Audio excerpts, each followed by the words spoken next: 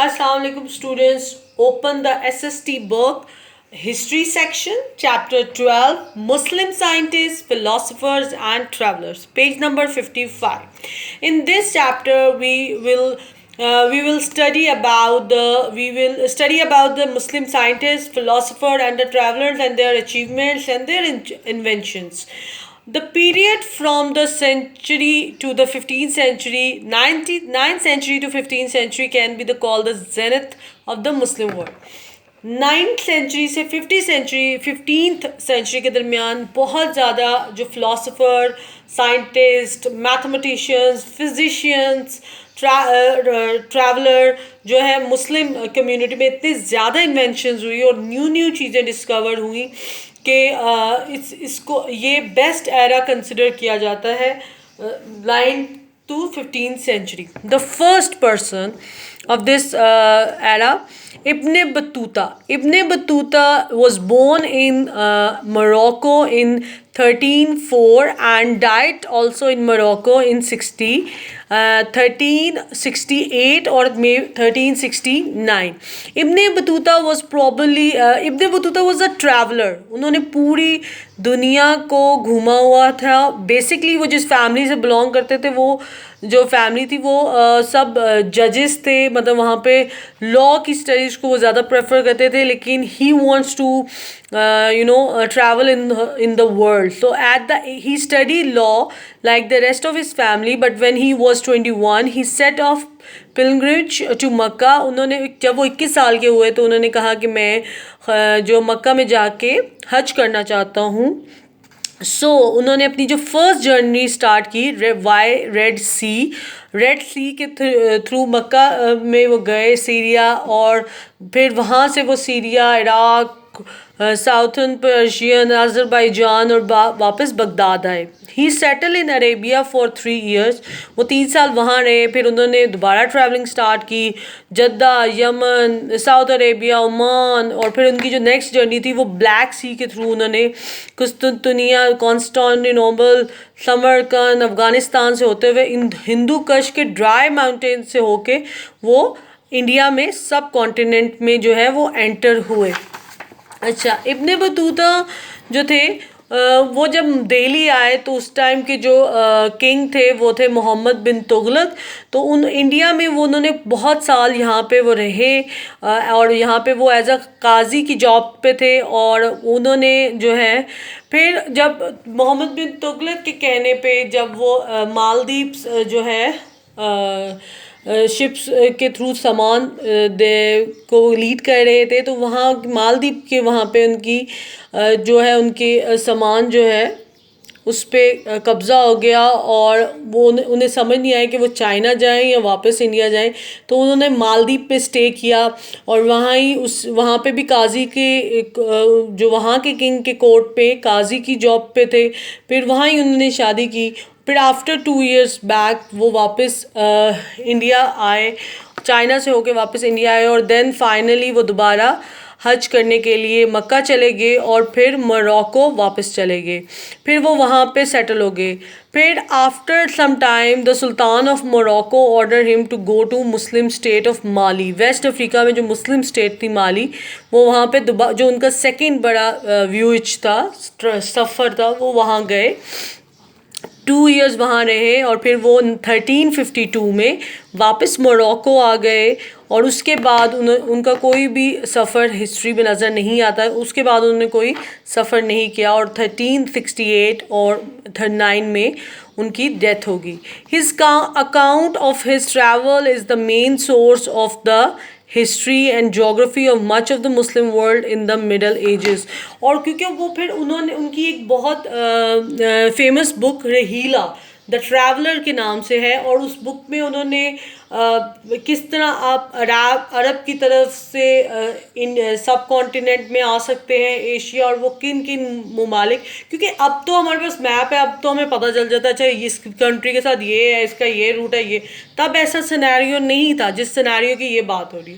तो तब उस वक्त इन बुक्स काफ़ी हेल्पफुल हुई बाय रूट्स बनाने के.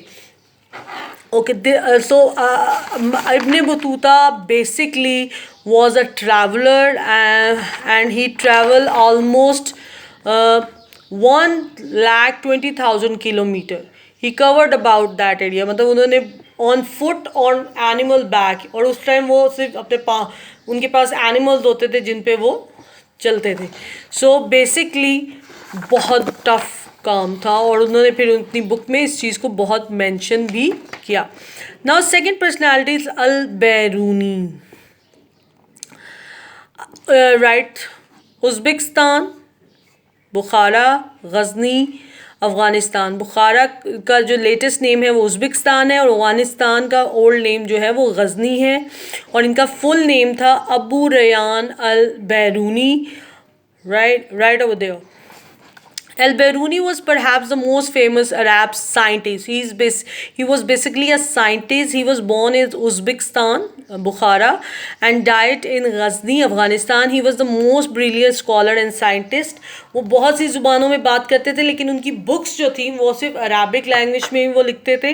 और अप्रॉक्सीमेटली 113 बुक्स उन्होंने राइट डाउन की on medicine, geography, astronomy, mathematics and history. Unfortunately कि उनकी बुक्स जो है वो बहुत गुम भी गई, क्योंकि ऑब्वियसली उस टाइम तो ये तो नहीं था कि एक बुक की कोई 10 कॉपीज़ हो जाती थी. वो खुद एक बुक जो है वो लिखते थे.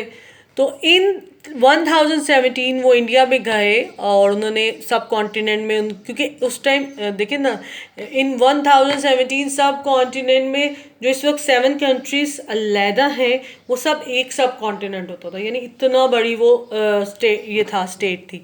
और उसमें फिर कल्चर, लैंग्वेजेस, खाना जो उनका वो सब चेंज था.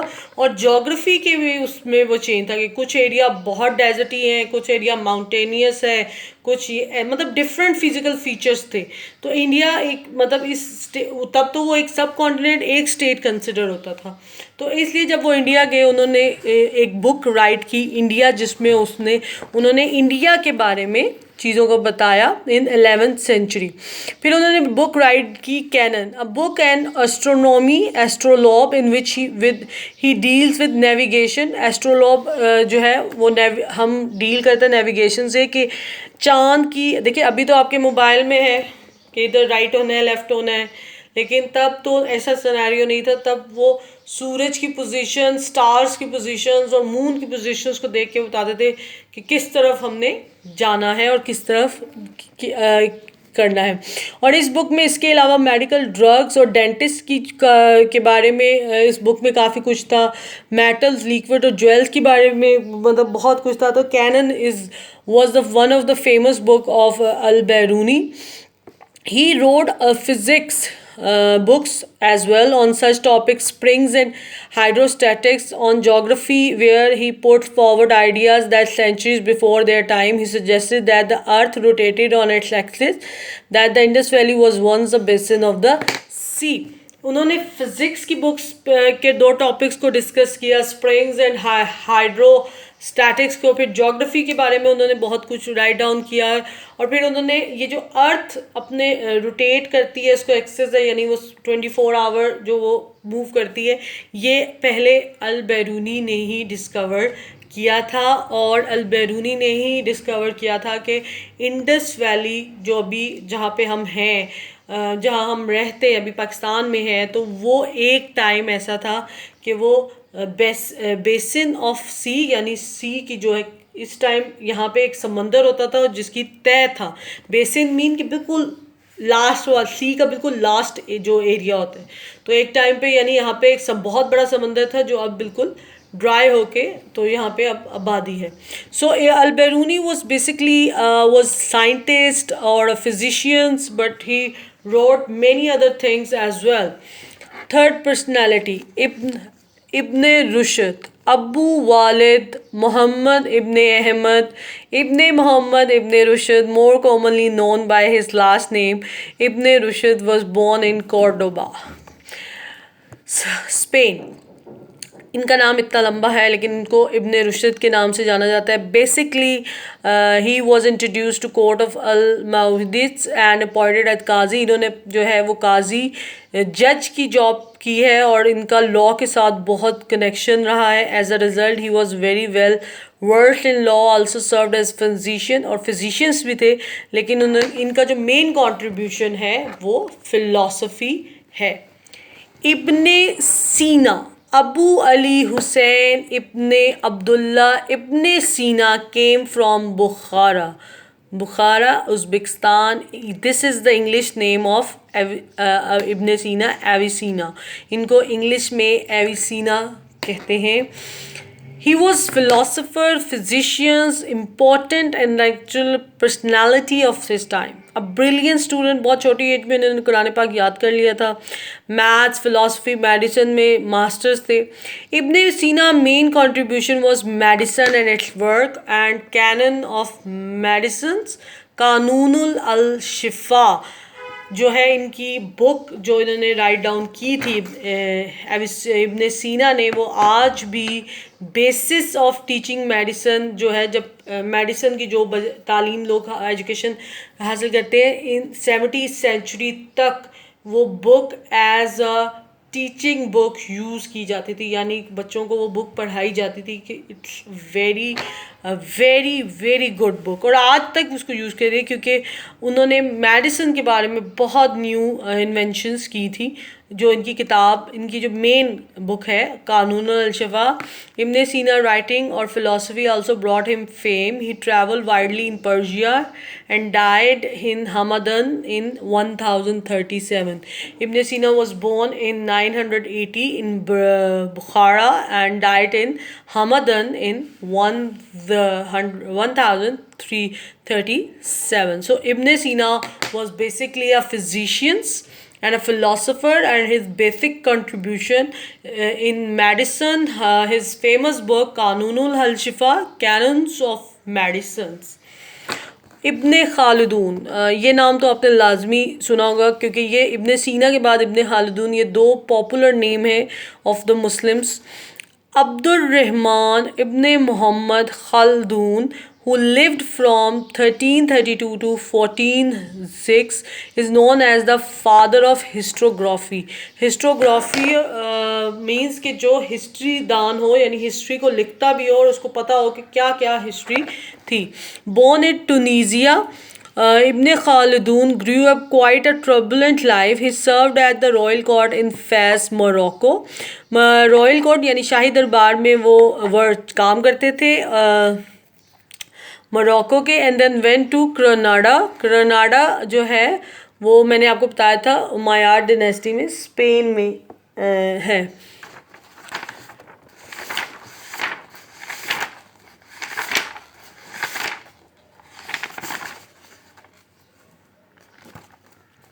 Okay, eventually back to North Africa. He also served as Grand Qazi in Cairo. Kiara में भी मतलब उनका बेसिक जो उनको father of sociology and father of historiography, Ibn Khaldun को ये दोनों कहा जाता है. और उनकी जो बुक है द मुकदमा इन टू द किताबुल अलबिरा written by him is immortal masterpiece. और आपको मैं बताऊँ, जो लोग लॉ पढ़ते हैं या जो लोग स्विक्स पढ़ते हैं, एजुकेशन पढ़ते हैं, इन सब्जेक्ट्स में मुकदमा की बुक को लाजमी पढ़ना पड़ता है because this book was the finest masterpiece of about the law. और लॉ जो लोग लॉ पढ़ते हैं तो उनके लिए तो मुकदमा मस्ट है बुक ये. इतने तो उसके बाद जब वो वापस चले गए, Ibn Khaldun was observer of human nature and development of people, civilization. Ibn Khaldun also called the father of sociology. और उन्होंने उनको ये दो सरनेम दिए गए, father of sociology and father of historiography. यानी वो हिस्ट्री बहुत उन्होंने उनको पूरी दुनिया की हिस्ट्री के बारे में मालूम था और उन्होंने उस हिस्ट्री को राइट डाउन किया अपनी बहुत सी किताबों में. और फिर उन्होंने ह्यूमन नेचर और सिविलाइजेशंस को बहुत गौर से उनका ऑब्जर्वर थे. तो उन्होंने फिर मुकदमा की बुक लिखी जो आज तक यूज़ होती है, must for the law making. Okay, the next personality is Al-Khwarizmi, died in 84. Muhammad ibn Musa al-Khwarizmi was famous mathematician who was born in Khwarizm in Persia. वो पर्जिया के शहर ख्वारिज़म में पैदा हुए थे और उनका नाम अल-ख्वारिज़मी था. Obviously, he established the Indian's numeral system and the use of zero mathematics.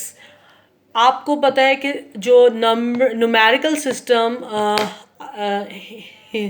India में इन्वेंट हुआ था, वो अरब्स ने उसको बहुत अपग्रेड किया. जो इस वक्त मॉडर्न मैथ्स है वो इन्हीं की वजह से है. और मैथ्स में ज़ीरो को वैल्यू जो दी थी वो अल ख्वारिज़मी ही ने दी थी. तो he is the inventor of modern maths.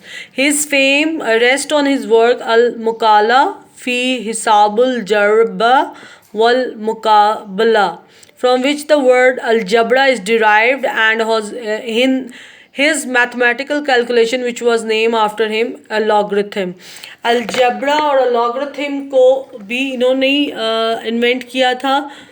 Al-Khwarizmi was worked as astronomy or geography and made sundials and astrolabes. He died in 840. इनकी बर्थ ईयर का नहीं है.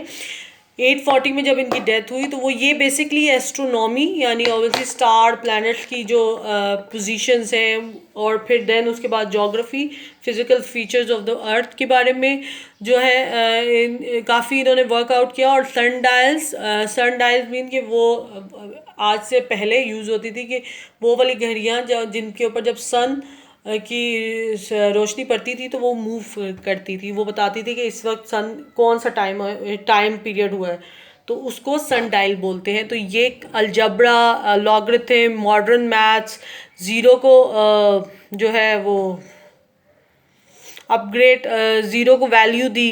तो ये सब काम जो है अल ख्वारिज़मी ने किए. और एक और बात, और ख्वारिज़मी अल ख्वारिज़मी जो है वो head of library of house of wisdom बैतुल हिकमा, यानी ये उनके बासिट के टाइम पीरियड में थे. Write it. Appointed as astronomer in the era of Abbasid, head of the library of the house of wisdom बैतुल हिकमा अल ख्वारिज़मी. ठीक है, ये अबासिट के रूल के टाइम पे थे.